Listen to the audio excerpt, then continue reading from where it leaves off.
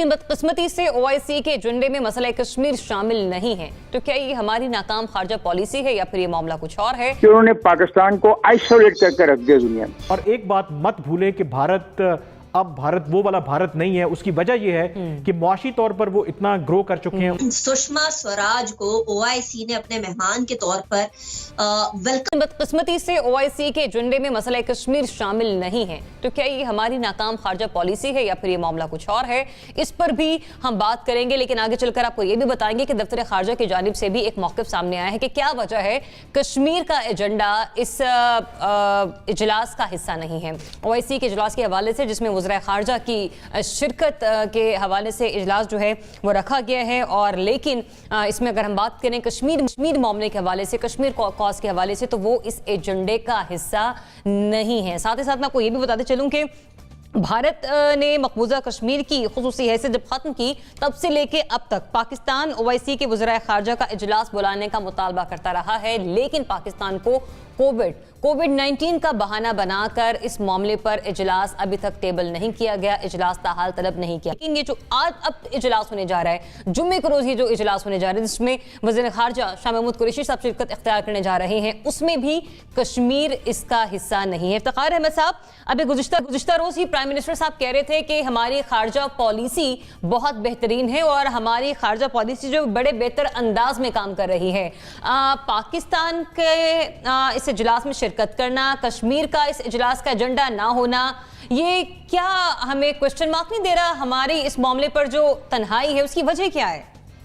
यानी एक तरफ तो ये 2024 में होने वाले इंतखाबात अपने हमसाए मुल्क में, जबकि खुद ये 2023 तक प्राइम मिनिस्टर हैं कॉन्स्टिट्यूशनली, उसकी बात करते हैं, फिक्रमंद है उसके बारे में। और जो 57 मेंबर्स हैं कलमा गो, उनसे इनके हशर ये हो गया है कि उनमें छोटे से छोटा मुल्क भी इनका साथ देने को तैयार नहीं। और हम साइट के ऊपर भी मुलाकात करते थे इस दफा, वो भी उसको भी सिरे से खत्म कर दिया गया। ये है हमारी कामयाब खारजा पॉलिसी। ये इससे बड़ी खारजा पॉलिसी की कामयाबी और क्या हो सकती है? यानी अभी फिर कोई नाराज होता है, दोस्त हो जाए, कि इससे बदतर हुकूमती खारजा पॉलिसी या हुकूमती खारजा पॉलिसी नहीं, और जो भी बनाने वाले हैं उन्हें मेरे पास लफ्ज़ नहीं है उनको शाबाश देने के लिए कि उन्होंने पाकिस्तान को आइसोलेट करके रख दिया दुनिया में। ये तो कलमा गो मुसलमान की मीटिंग है, उसमें आपका ये हाल है। यूरोप में आपका क्या हाल है? अमेरिका में आपका क्या हाल है? लैटिन अमेरिका में आपका क्या हाल है? आपको कोई जानता ही नहीं है, आपका कोई केस ही नहीं है। आपको मां सवाए एक दहशतगर्द मुल्क के, एक ऐसा मुल्क जहाँ पे मनी लॉन्ड्रिंग होती है, एक ऐसा मुल्क जहाँ पे चोरी होती है, क्योंकि यही आप अपने आप को पिछले 2.5 साल से और प्रोजेक्ट कर रहे थे। आपके साथ है कौन? कि फलस्तीन के मामले में भी आप एक्सपोज हो जाएंगे बड़ी बुरी तरीके से। तो खारजा फरमा रहे हैं कि खारजा पॉलिसी की नाकामी हमारी तन्हाई की वजह है। जो एजेंडे का हिस्सा है उसमें फ़लस्तीन कॉज को डिस्कस किया जा रहा है, दहशतगर्दी के खिलाफ जंग, एक्सट्रीमिज्म एंड टेररिज्म, इस्लामोफोबिया के मामले पर बात होगी, मजहब की बेतौकीरी और गैर इस्लामी ममालिक में मुसलमानों की बहसियत अक़लियत जो उनके साथ सलूक किया जा रहा है उस पर बात होगी। नहीं होगी तो कश्मीर मामले पर नहीं होगी। और एक बात मत भूलें कि भारत वो वाला भारत नहीं है। उसकी वजह यह है कि मुआशी तौर पर वो इतना ग्रो कर चुके हैं, उनके जो मफादात हैं, खास करके अमेरिका जैसा जो ताकतवर मुल्क है उनके साथ इतने जुड़ चुके हैं कि वो अपने आप को एक खित्ते की आम ताकत समझते हैं। और वो समझते हैं कि वो पाकिस्तान को अपने जो धौंस की बुनियाद पर वो डिक्टेट कर सकते हैं अपनी टर्म्स।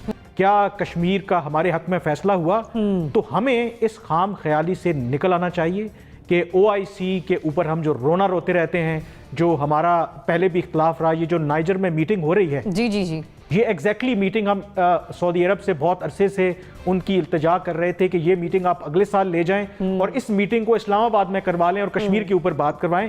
सऊदी अरब ने उस पर आपकी बात नहीं मानी। जो वे फॉरवर्ड मुझे नजर आता है, हमें एक रियलिस्टिक अप्रोच अपनानी है। अगर सऊदी अरब और यूएई अगर कश्मीर के हवाले से हमारे मौक़िफ़ की तायीद उस तरीके से नहीं करना चाहते तो हमें ये एक डिस्प्यूटेड पॉइंट नहीं बनाना चाहिए।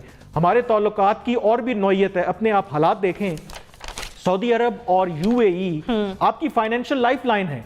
यूएई ने अभी हाल ही में जो वर्क वीजा है पाकिस्तान के लिए और कुछ और मुस्लिम ममालिक के लिए बैन किया है। और अगर ये बैन मुस्तकिल रहता है तो आप तसव्वुर नहीं कर सकते कि उसका इम्पैक्ट पाकिस्तान की मईशत पर क्या होगा।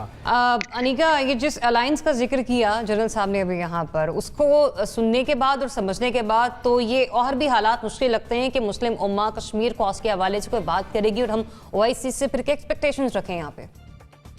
देखिए, आप ओआईसी से कोई एक्सपेक्टेशन ना रखें, क्योंकि जिस दिन सुषमा स्वराज को ओआईसी ने अपने मेहमान के तौर पर वेलकम किया था, एक ऐसे टाइम पर जिस टाइम पर कश्मीरियों पर जुल्म और सितम ढाए जा रहे थे, मेरा एतबार ओआईसी से उसी दिन फिर गया था। और मुझे दो हदीसें याद आई थी। एक ये कि एंड टाइम्स में मुसलमान जो है वो समंदर की झाग की तरह होंगे तो बहुत सारे, लेकिन ताकत कोई नहीं होगी।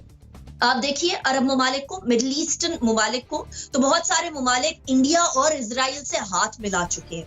अब ऐसे ममालिक फिर क्यों कर फलस्तीन या कश्मीर के मामले को उठाएंगे, बिलखुसूस एक ऐसे मौके के ऊपर जहां तमाम की तमाम मुस्लिम उम्मा इकट्ठी हुई है। एक बहुत वाज़े पैगाम जा सकता है।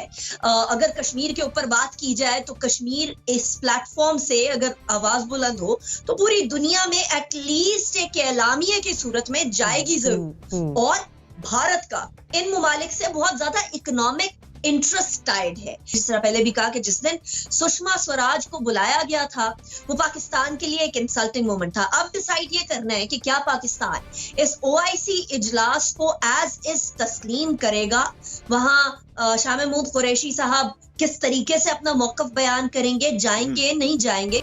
देखिए, हम ये क्यों सोचते हैं कि दुश्मन की तोपों में कीड़े पड़े तो हम जंग जीत जाएंगे।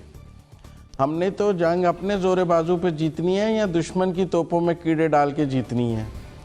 बात यह है कि कोई मुल्क भी अपनी 1 इंच ज़मीन खुशी से या मुज़ाकरात से तो देता नहीं है।